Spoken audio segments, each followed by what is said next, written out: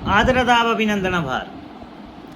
मेरा नाम है अरुण सिंगला और मैं मानसा पंजाब से बिलोंग करता हूं और आपका हमारे इस यूट्यूब चैनल पे बहुत बहुत स्वागत है। दोस्तों, आज वीडियो शुरू करने से पहले सबसे पहले तो जो बहुत ही दुखदाई घटना हमारे देश में घटी है, आपने सुना होगा, सभी को पता होगा, जो अहमदाबाद में एक विमान हादसा हुआ है जिसमें लगभग 250 से 300 लोगों की मृत्यु हुई है। तो उनको हम अपने चैनल की ओर से और आप सभी की ओर से एक भावपूर्ण श्रद्धांजलि देना चाहते हैं। ये भी भगवान से प्रार्थना करते हैं कि भगवान जो उन्हें अपने चरणों में स्थान दे और उनकी आत्मा को जो है वो शांति मिले। तो आगे बढ़ने से पहले दोस्तों, एक तो आज के इस वीडियो में क्या खास रहने वाला है वो मैं आप लोगों को बताऊंगा। सबसे पहले तो जैसा कि अभी हम विमान हादसे की बात कर रहे थे, उसमें एक आप लोगों ने सुना होगा मे डे करके एक वर्ड काफ़ी वायरल हो रहा है न्यूज़ में भी और काफ़ी रील्स में भी। आज वो भी डिस्कस करेंगे क्योंकि चूँकि आप लोगों को पता है कि हम केबीसी के रिलेटेड जो है वीडियोस डाल रहे हैं, जीके के रिलेटेड वीडियोस डाल रहे हैं। तो मुझे लगता है कि ये वर्ड इतना वायरल हो चुका है कि इसके ऊपर भी क्वेश्चन बन सकता है, चाहे वो फिर कंपटीशन एग्ज़ाम्स में हो, चाहे वो फिर केबीसी के लिए हो। एक तो हम इस बात की चर्चा करेंगे इस वीडियो में। नंबर 2, हम चर्चा करेंगे कि आज बहुत से लोगों को कॉलिंग आया है, आज और कल, और उसमें क्या डिटेल दी गई है, क्या वो कॉलिंग फास्टर फिंगर फर्स्ट से रिलेटेड है या वो कॉलिंग जो है वो कौन से नंबर से आ रहा है और वो कॉलिंग क्या कन्वे कर रहा है, उसके बारे में डिस्कस करेंगे। और साथ ही साथ जो रामायण का हमारा लास्ट वीडियो था, महाभारत और रामायण माइथोलॉजी के ऊपर, उसमें जो हमने सवाल पूछे थे उसके क्या आंसर थे वो इस वीडियो में हम लोग डिस्कस करने वाले हैं। हमारा एक ही मोटिव है, एक ही हमारी प्रार्थना है कि जो लोग मेरे साथ जुड़े हुए हैं उन्हें हॉट सीट तक लेके जाना अपनी प्रॉपर गाइडेंस से, अपनी प्रॉपर नॉलेज से। अगर वो हॉट सीट तक पहुंच जाते हैं तो मैं यही कहूँगा कि जो मैं आप लोगों के लिए टाइम निकालता हूँ, मेरा वो सब टाइम, पैसा, सब चीज़ मेरी वसूल हो गई अगर आप लोग हॉट सीट तक पहुँच जाएंगे। तो सबसे पहले हम कॉलिंग किस नंबर से आ रहा है वो बात करने से पहले एक तो मे डे का बात करेंगे दोस्तों, कि मे डे क्या है और ये जीके के अगर पर्सपेक्टिव से देखें तो इसका क्या महत्व है। देखिए, आप ध्यान से समझिएगा, जब कोई भी एयरप्लेन या तो शिप होता है, कोई भी एयरप्लेन या शिप होता है, वो मुसीबत में हो तो वो मे डे का प्रयोग करता है। मे डे शब्द का वो प्रयोग करना शुरू करते हैं। मे जो मई का महीना होता है, वैसे ही उसके बिल्कुल सेम स्पेलिंग है, डे माने दिन। मे डे का वो प्रोनाउंसिएशन करना शुरू करता है। जो उसके एटीसी टावर्स होते हैं या शिप के जो कंट्रोल रूम्स होते हैं, वहाँ पे वो लोग मे डे कहते हैं। मे डे का क्या मतलब है और ये कहाँ से लिया गया, ये हम जानेंगे, ताकि अगर जीके में, केबीसी में कहीं पे भी ये क्वेश्चन आता है तो आपको उसको सॉल्व करने में दिक्कत ना रहे। सबसे पहले तो जो मे डे है दोस्तों, मे डे 3 बार बोला जाता है। अगर कोई जहाज़ मुसीबत में हो, लाइफ थ्रेटनिंग हो, उसे दिख रहा हो कि लोगों की लाइफ जो है या प्लेन की जो लाइफ है या लोगों की लाइफ है, बीच में बैठे पैसेंजर्स हैं, उनकी लाइफ खतरे में है, तो वो मे डे का प्रयोग 3 बार करता है। 3 बार प्रयोग करने का क्या तात्पर्य है कि कई बार क्या होता है, कोई और बात कर रहे होते हैं, पायलट और को पायलट्स है, कप्तान और कप्तान आपस में, फिर कई बार ऐसा ना लगे कि उन्होंने गलती से बोल दिया। इसलिए ये रूल रखा गया है कि जब भी लाइफ थ्रेटनिंग या कुछ ऐसा लगे उन्हें कि मे डे का प्रयोग हो करना है तो 3 बार मे डे बोलना होता है। जैसा कल हुआ, कल विमान हादसा हो रहा था, पायलट को लग रहा था कि जो एयर प्लेन है वो उसके कंट्रोल के बाहर है, उसने भी मे डे का 3 बार प्रयोग किया।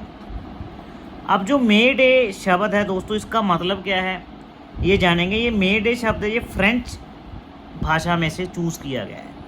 अगर ये क्वेश्चन आता है कि कौन सी भाषा में से चूज़ किया गया, तो फ्रेंच भाषा में से चूज़ किया गया है। जो मे डे शब्द है वो फ्रेंच भाषा के मे एडर, मे एम एड, इसको तोड़ के पढ़ेंगे, मे एड से बना है। एड का क्या मतलब होता है, सहायता, कि हमारी सहायता कीजिए। जो जहाज़ है या तो जो शिप है वो हमारे कंट्रोल से बाहर जा रहा है।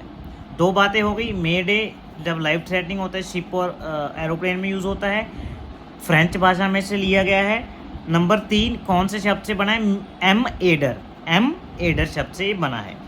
सबसे पहले जो शब्द का इस्तेमाल था वो 1923 में किया गया था, लेकिन ऑफिशियली इस शब्द को चूज़ किया गया 1948 में।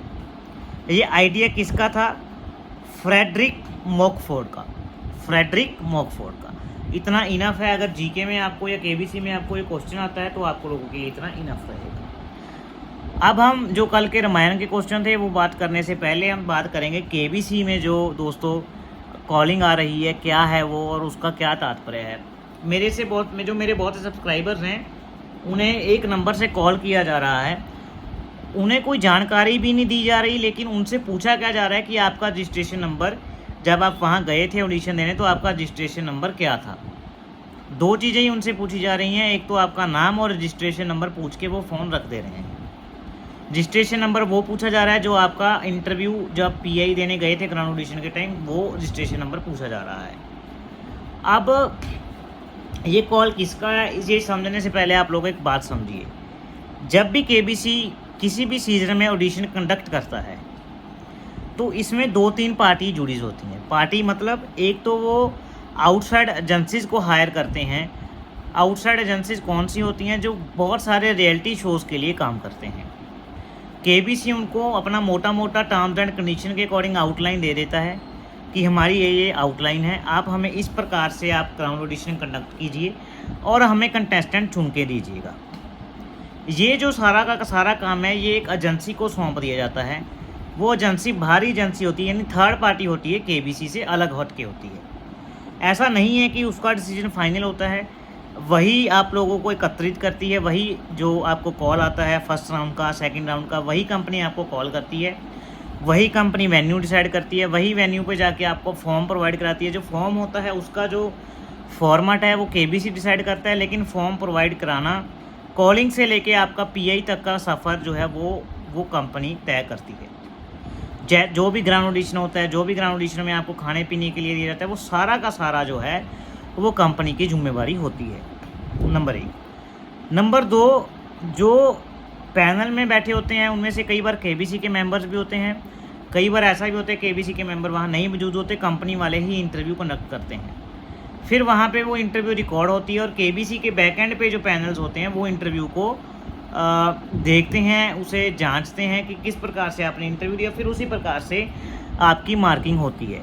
फिर से वो कंपनी को मतलब कंपनी का क्या काम है, कॉलिंग से लेके इंटरव्यू तक सारा डाटा बना के केबीसी को सौंप देना है। अब जो मेरी जहाँ तक जानकारी है या मैंने जितने सोर्सेज हैं मैंने उनसे पता किया, जो ये कॉलिंग आ रही है ये कंपनी की तरफ से लोगों की जा रही है। आपको कंपनी की तरफ से ही आप लोगों को कॉलिंग की जा रही है, क्योंकि अब इसके आप लोग दो मतलब हो सकते हैं। या तो उनको लगा होगा कि आपका इंटरव्यू पसंद आया है, आगे जो जिन इंटरव्यू को इवैल्यूएट करते हैं रिकमेंड करते हैं उस प्रोस्पेक्टिव से भी हो सकता है आपका जो रजिस्ट्रेशन नंबर है पूछा हो, या कई बार क्या होता है कुछ लिखने में त्रुटि हो गई हो या कुछ ऐसे कारण हो सकते हैं कि उन्हें रजिस्ट्रेशन नंबर मिसप्लेस हो गया, कोई भी कारण अन्य कारण जिस वजह से आपको रजिस्ट्रेशन नंबर दोबारा कन्फर्मेशन के लिए पूछा जा सकता है। ध्यान दें ये जो कॉल है ये फास्टर फिंगर फर्स्ट की कॉल नहीं है। हाँ, आप लोगों को ऐसा हो सकता है कि उन्हें आपका इंटरव्यू पसंद आया हो या आपकी फ़ाइल जो है आगे भेजनी है उनको, तो वो केबीसी को आपका नाम जो है वो रिकमेंड करके भेज रहे हों, ये डेफिनेटली हो सकता है। लेकिन ऐसा नहीं है कि अगर आपको कॉल आया तो आपकी सिलेक्शन तय है। फिर भी हम आशा करते हैं जिन लोगों को कॉल आया है वो कॉल सही हो और उनका फास्टर फिंगर फर्स्ट में सिलेक्शन हो जाए। हम तो आशा करते हैं कि सभी लोगों का, जो लोग इतने टाइम से जाना चाहते हैं, उनकी इच्छा पूरी हो जाए, इस बार वो फास्टर फिंगर फर्स्ट और केबीसी खेल के आएँ। तो ये तो था कॉलिंग का। अब हम केबीसी के बारे में एक और बात जानेंगे दोस्तों, कि जो केबीसी है इसमें क्या क्या, एक तो आपको पैसा तो आप जितना जीतते हो वो तो मिल ही जाता है, वो पैसा जो है आपको 30% TDS कट होने के बाद आपके अकाउंट में आ जाता है, नंबर 1। नंबर 2, पैसे के साथ साथ बहुत सी स्पॉन्सर कंपनियां जो केबीसी को स्पॉन्सर करती हैं वो आपको गिफ्ट हैम्पर्स भी देते हैं। मेरे को भी बहुत से गिफ्ट हैम्पर्स मिले थे, वीबा की तरफ से गिफ्ट हैम्पर मिला था, एटमबर्ग की तरफ से गिफ्ट हैम्पर मिला था, फिर मिल्टन की तरफ से, सेलो की तरफ से मिला था, फिर मुझे सीएट की तरफ से भी गिफ्ट हैम्पर मिला था, जिसमें बहुत सारी अच्छी अच्छी चीज़ें थी। फिर जैसा मैंने आपको बताया, मैंने 2 बार जो था वो प्ले अलॉन्ग में भी जीता था, एक बार मेरे सिस्टर ने जीता, टोटल 3 बार जीता था। ये गिफ्ट भी हम आप लोगों के साथ शेयर करेंगे। अगर आप चाहेंगे तो नीचे कमेंट बॉक्स में कमेंट कर दीजिए क्या गिफ्ट मिलते हैं। और जो आप लोगों ने देखा होगा केबीसी में कि जो देश का सवाल होता है, वहाँ पे भी आप लोगों को तो बॉक्स दिखाया जाता है, लेकिन उस बॉक्स में क्या होता है वो भी हम आप लोगों के साथ शेयर करेंगे। जो गोवर्धन घी दिया जाता है वो कितना आता है, कितने टाइम बाद आता है, कितनी मात्रा में आता है, 1 साल का भंडार, 2 साल का भंडार, वो भी हम आप लोगों के इस वीडियो में शेयर जरूर करेंगे। तो ज़्यादा समय न लेते हुए, जो कल हमने आज के रामायण के नए या महाभारत के नए क्वेश्चन नहीं करेंगे, जो कल हमने क्वेश्चन किए थे उसका आंसर हम डिस्कस करेंगे। सिर्फ नंबर 1 मैंने आप लोगों से क्वेश्चन पूछा था, उस राक्षस का क्या नाम था जिसने सीता की हत्या करने के लिए रावण को समझाया था?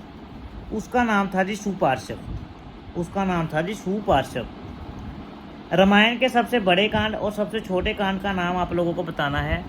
देखिए, इसका आंसर जो है मैंने नेट से काफ़ी जगह खोज किया, काफ़ी बुक्स में भी खोज किया, लेकिन जो इसका आंसर है वो काफ़ी जगह श्लोकों के हिसाब से दिया हुआ है, काफ़ी जगह कोई और क्राइटेरिया के हिसाब से दिया हुआ है। तो जो इसका पूर्ण आंसर है वो मैं आपको इस वीडियो में नहीं बताऊंगा, और थोड़ी सर्च करने के बाद जो एग्जैक्ट आंसर होगा वो नेक्स्ट वीडियो में आप लोगों के साथ शेयर करूंगा, ताकि आप लोगों तक गलत इन्फो ना भेजे। उसके लिए मैं माफ़ी चाहूँगा कि इसका आंसर, क्योंकि आप लोगों ने नीचे कमेंट में भी देखा होगा, कोई आंसर दे रहा है, बहुत से लोग अलग आंसर दे रहे हैं। मैंने काफ़ी बुक्स में देखा अलग आंसर है, गूगल पे अलग आंसर है, काफ़ी वेबसाइट्स पे अलग आंसर है। तो इसके लिए आपको एक दिन वेट करना पड़ेगा। एग्जैक्ट आंसर क्या रहेगा वो हम अपने चैनल पे आपको बता देंगे। अब हम बात करेंगे जो मैंने क्वेश्चन पूछा था महाभारत में से, वो क्या था। नंबर 1 क्वेश्चन था, महाराज शांतनु के उस भाई का क्या नाम था जो बाल्यावस्था में ही तपस्या के लिए चले गए थे? अलग अलग ऑप्शन दिए थे मैंने आपको, प्रतीप, भाविक, देवापी, सूरत। उसका नाम था जी देवापी। उसका नाम था देवापी। दूसरा क्वेश्चन था जो मैंने पूछा था, महाभारत युद्ध में व्यू के अंतर्गत अभिमन्यु को घेर कर मारा गया था, उस व्यू का क्या नाम था? उस व्यू का नाम था चक्कर। चक्कर व्यू के अंदर घेर कर अभिमन्यु को मारा गया था। ये 2 क्वेश्चन मैंने महाभारत में से पूछे थे। अगर आपको मेरे वीडियो पसंद आ रहे हों, इन्फॉर्मेटिव लग रहे हो, तो नीचे लाइक और सब्सक्राइब बटन दबा दें और चैनल को दबाकर शेयर करें। तब तक के लिए शुभ रात्रि, शुभ रात्रि, शुभ रात्रि। जय भारत, जय हिंद।